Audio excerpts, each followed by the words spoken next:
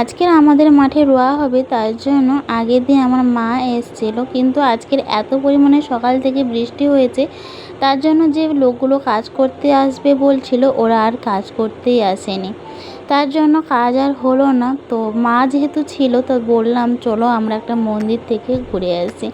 তো তার জন্য আমি আর আমার মা মিলে দুজনে এখন একটা মন্দিরে এসেছিলি, মানে মা শীতলা মায়ের মন্দিরে। তো এখানে এসে দেখি না একটা হনুমানজি চলে এসছে, কত সুন্দর বসে আছে। শুধু এখানে আলু ছিল, তো মায়ের জন্য যে ভোগ রান্না হয় সেখানে তেমন কোনো সবজি ছিল না, শুধু আলু ছিল, আলুগুলোই খাচ্ছে জানো। আর আমি যে মায়ের জন্য মিষ্টি নিয়ে এসেছিলাম সেই মিষ্টিগুলো কিন্তু খাইনি। সো হ্যালো এভরিওয়ান, তোমরা সবাই কেমন আছো? আশা করি ভালো আছো। আমিও ভালো আছি। আমার আর একটি ব্লগে স্বাগত জানিয়ে আজকের ব্লগটা স্টার্ট করছি। আর আমি শ্যামলী, তোমরা কিন্তু ভিডিওটা প্লিজ লাস্ট পর্যন্ত দেখতে থাকো, আশা করি তোমাদের ভালো লাগবে। আর এদিকে এসে আমি রান্নার তোড়জোড় শুরু করে দিয়েছি। দেখো মা এখানে আনাজটা কেটে দিচ্ছে, মানে আলু কেটে দিচ্ছে, আর আমি এখানে কলমি শাকগুলো বাছছি ভাজা হবে বলে।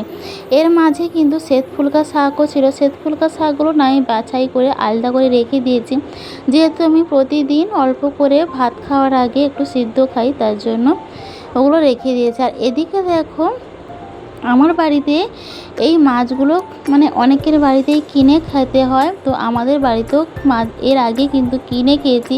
এখন যেহেতু বর্ষাকাল, তার জন্য মাঠের পুকুরে বাঁকি বসাইলে না এই মাছগুলো পড়ে, যেন পুকুর থেকে ওঠে, তো ওই মাছগুলোই পড়ে। আর এই মাছগুলো কিন্তু শরীরের জন্য সত্যি খুবই উপকারী।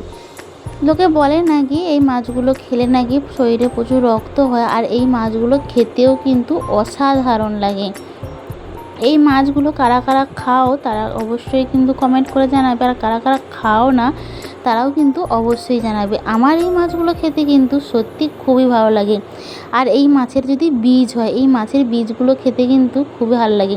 পোনা মাছের বীজগুলো খেতে কিন্তু অতটাও ভালো লাগে না, কিন্তু এই মাছের বীজগুলো খেতে না সত্যি অসাধারণ লাগে। আর ওদিকে মা মাছ কাটছে, আর আমি এদিকে রান্না বসিয়ে দিয়েছি, উনান ধরিয়ে দিয়েছি। তো শাকটা সেদ্ধ করে নিচ্ছি। আর এই শাকগুলোতে এত পরিমাণে জল বেরোয় যে কি বলবো। তো প্রথমে নেড়ে চেড়ে করে আমি ঢাকিয়ে দিয়েছি, আর আগে আলুগুলোকে আমি সিদ্ধ করে নিয়েছি। আর এখানে এই যে আমি শাকটা অল্প করে সিদ্ধ করে নিয়েছি, এটা আমি খাবো। ভাত খাবার আগে আমি খেয়ে নিয়েছি, আর এখন আমরা খেতে বসে পড়েছি।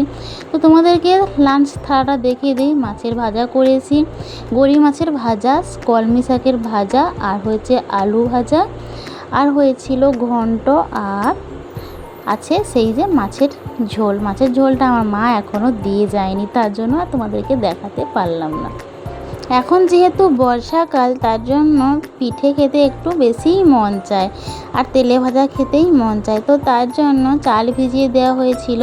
তো এই চালগুলো মানে প্রথমে মিক্সিতে বেটে নিয়েছি, আর এখন পিঠা হবে, তালের বড়া হবে, মানে গুলগুলি যাকে বলা হয়। ওগুলো অল্প করে ভাজা হয়েছে। আর এদিকে আবার রুটি দাবা হচ্ছে, রুটি ভাজা হবে। তো আমার শ্বশুরমশাইকে নিয়ে সবাই রুটি খাবে, তার জন্য রুটি আর সয়াবিন তরকারি হবে। আমি ওখানে তরকারিটা তুলে দিয়ে চলে এসেছি, আর মা ওখানে রুটিটা ভাজবে। আর আমি এতক্ষণ বসে আমি রান্না করতে পারিনি, তার জন্য উঠে চলে এসেছি। এদিকে আমার বর দেখো কত বড় বড় আম নিয়ে এসছে, আর ওদিকে কলা আছে, আর একটা পেপারে আছে মৌসম্বি, আর আছে বেদানা। এই আমগুলো না সত্যি খুবই মিষ্টি, আর ছালগুলো পাতলা, মনে হয় যেন ছাল সহ খেয়ে নিই জানো। তো চলো আজকের ব্লগটা ছিল এতটুকুই। যদি তোমাদের ভালো লেগে থাকে প্লিজ চ্যানেলটা সাবস্ক্রাইব করে পাশে থেকো। সবাই সুস্থ থেকো, ভালো থেকো। দেখা হচ্ছে পরের ব্লগে। Tata bye.